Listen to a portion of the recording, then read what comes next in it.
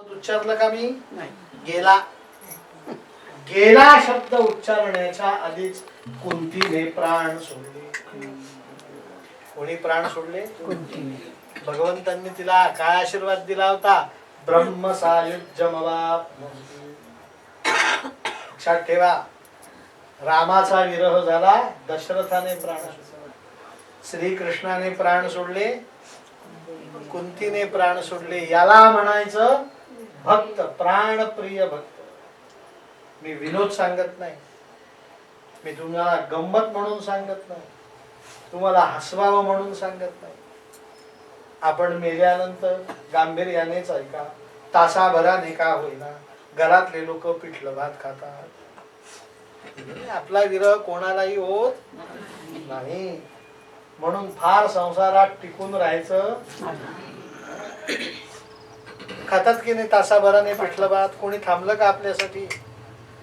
मुलगी आई गेली म्हणून घरी आली, पण 14व्या दिवशी अर्धे दागिने घेऊनच गेली. ही फॅक्ट आहे, लक्षात ठेवा. शास्त्राने सिद्धांत सांगतो, तुमच्यासाठी कोणीही थांबलेलं नाही. कुंती वा, दशरथ वा, भगवंत नाही, आपणही राहायचं.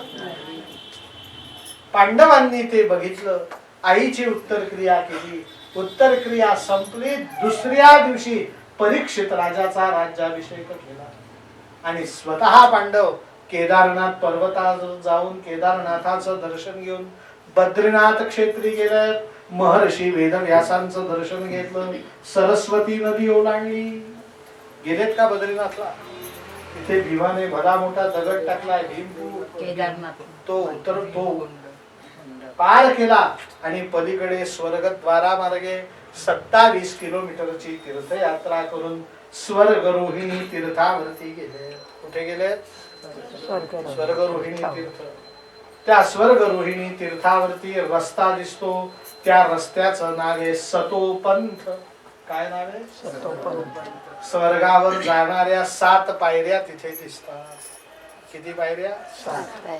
त्या 7 पायऱ्या चढून पांडव सदेह वैकुंठाला गेले. गोपाल कृष्ण भगवान.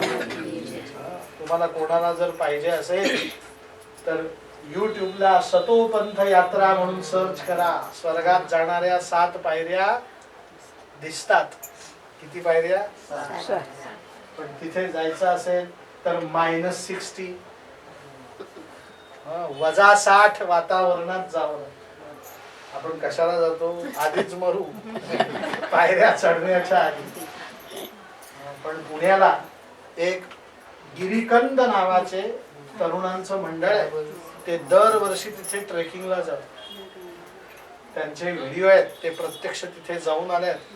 तिथे जाण्यासाठी बीपी नसावा लागतो, शुगर नसावी लागते, हृदय 16 वर्षासारखा माणसाचं तरुण लागतं, 25 किलोमीटर चालण्याची रोजची सवय लागते. उकडलेल्या मोड आलेली कडधान्य उकडून घेतलेली बद्रीनाथला उकडून घ्यायची आणि 8 दिवस ती खायची. रोज नाही उकडून गरम मिळणार. शिळं अन्न पहिल्या दिवशी दुसऱ्या दिवशी 8 दिवस खाता आलं पाहिजे. आणि बिना तक्रार परत 8 दिवस प्रवास चढायचा, 8 दिवस प्रवास उतरायचा करून 16व्या दिवशी जिवंत येणं, ही फार अवघड गोष्ट आहे. पण पांडव त्या मार्गाने कुठे गेले? सतोपंथाला, स्वर्गामध्ये गेले. आणि परीक्षित राजाचं एकछत्री राज्य कारभार या भूतलावरती सुरू झालं. श्री परीक्षित महाराज. परीक्षित राजाने भगवंत श्री कृष्ण गेल्यानंतर 30 वर्ष राज्य. किती वर्ष? 30. परीक्षित राजा विवाह झाला त्यावेळेस 17 सप्तदशक. किती वर्षाचा होता?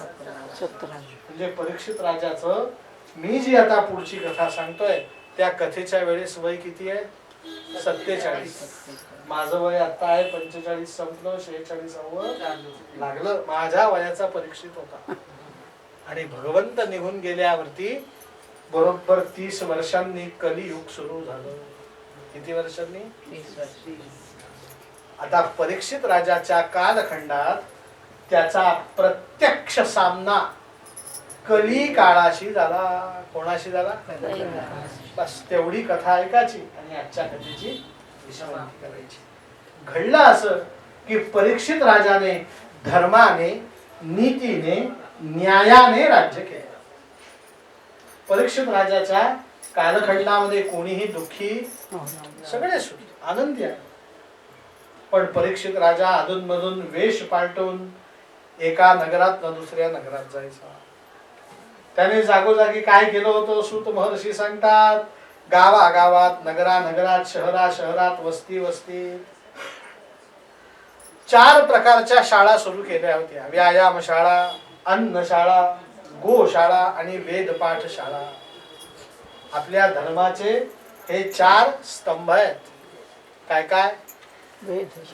गोशाळा, वेदपाठशाळा, यज्ञशाळा आणि चौथी अन्नशाळा. आपल्या 4 धर्माचे हे 4 स्तंभ आहेत. एकेका वाक्यात. आपण गाईला सांभाळलं नाही, परिणाम आपल्याला हायब्रिड अन्न खावं लागतं. कोणाला? आपण गाईकडे पूर्णतया दुर्लक्ष केलं की नाही? आपल्याला अन्न, तुमच्या लहानपणी जे सकस कसदार अन्न तुम्ही खाल्लं, वर्तमान काळात त्या दर्जाचं अन्नधान्य मिळतं का? का नाही मिळत?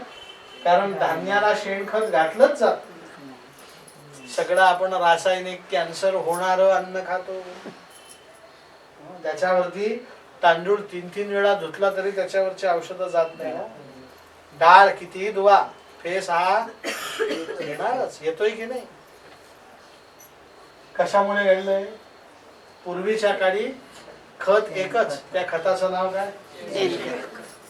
माझी 3.5 एकर शेती आहे.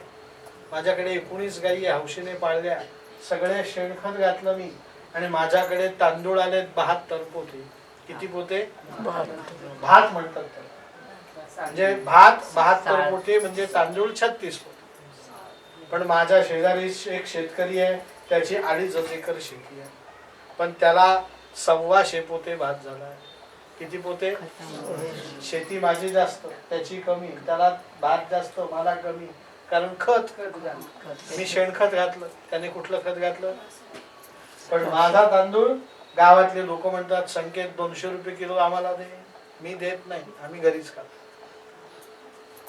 आमच्या घरी यजमान वगैरे येतात, आम्ही आणि ते आमच्यासाठी तो तांदूळ. पण किती रुपयाने घ्यायला तयार आहे?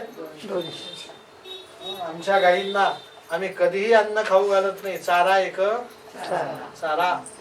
त्या गायी इतक्या आनंदी राहतात आमच्याकडे, त्यांना आजार होत नाही, काही होत नाही. लक्षात ठेवा, गाय सांभाळली, उत्तम धान्य मिळतं. उत्तम धान्य मिळलं, उत्तम आरोग्य मिळतं. सगळे प्रजावासी उत्तम आरोग्य संपन्न होतात. वेद पाठशाळा जर टिकवली तर ज्ञानाची प्राप्ती होते. कुठलं ज्ञान? ब्रह्मज्ञान, आत्मज्ञान. यज्ञशाळा सुरू झाली तर यज्ञातनं, गायीच्या तुपातनं निर्माण होणारा धूर वातावरणातले किटाणू मारून टाकतो. कोरोना नाव ऐकायला सुद्धा आलं नसतं. चिकन गुनियान, काय बंदर गुनियान, अमका गुनियान, तमका गुनियान, हे कुठून आले बरोबर? वातावरणातली शुद्धी संपली. काय संपली? जागोजागी प्रदूषणाचा धूर निघतो. यज्ञाचा धूर जर निघाला, यज्ञशाळा तयार झाल्या तर ही रोगराई पसरणारच नाही. लक्षात ठेवा. आणि चौथी शाळा व्यायामशाळा. व्यायाम संपन्न भारत पाहिजे, बल संपन्न. परीक्षित राजाच्या काळात या 4ही गोष्टी होत्या. एक दिवस परीक्षित राजा वेषांतर करून जात असताना त्याला विपरीत दृश्य दिसलं. एका गावातनं दुसऱ्या गावात जात असताना गावाच्या बाहेर जो वनप्रदेश आहे, त्या वनप्रदेशामध्ये एक गाय, जिने कमीत कमी 1 महिना चारा पाणी खाल्लेलं नाही, परिणाम ती अशक्त दुबळी झालेली आहे. तिच्या तोंडात न फेस येतोय आणि तिच्या शेजारी अत्यंत दष्टपुष्ट बैल. पण त्या बैलाचे कधी काळी 4 पाय होते, वर्तमान काळात 3 पाय कोणीतरी कापलेले आणि एका पायावर उभं राहण्याचा केविलवाणा प्रयत्न तो बैल करतोय. असं करुण दृश्य दिसलं. लक्षात ठेवा, आपल्या शास्त्रामध्ये प्रत्येक गोष्टीचे 3 रूप मानलेले आहेत. अधिदैविक, अधिभौतिक आणि आध्यात्मिक. ऐकले? अधिभौतिक म्हणजे काय? काळ्या रामाची मूर्ती दगडाची आहे. कशाची मूर्ती आहे ती?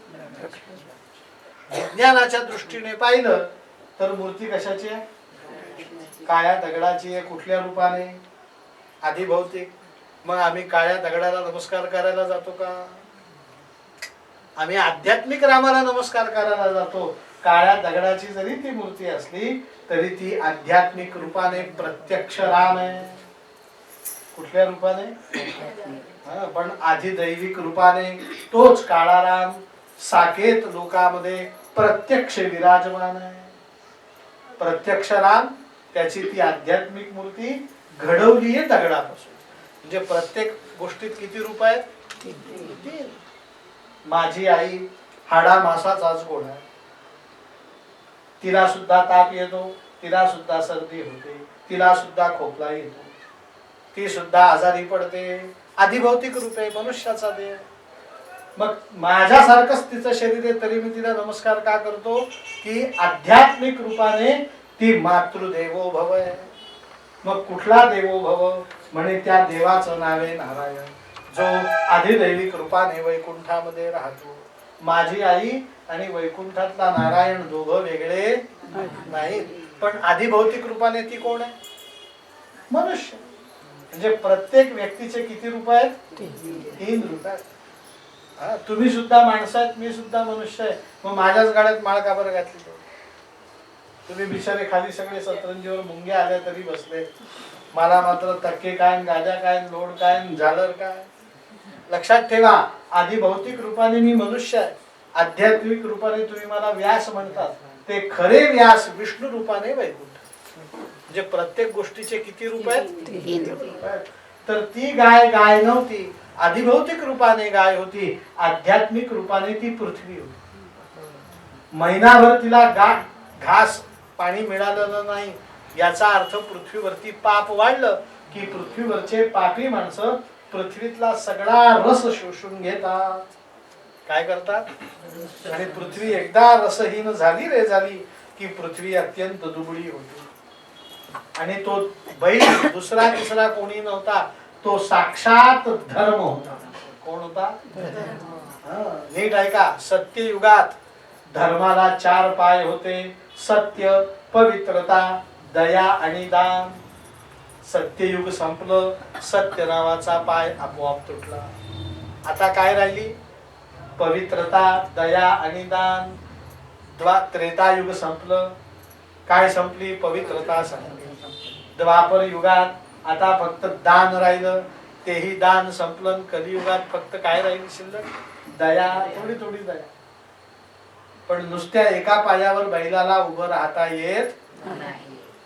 पण परीक्षित राजाला हा काही उलगडा झाला?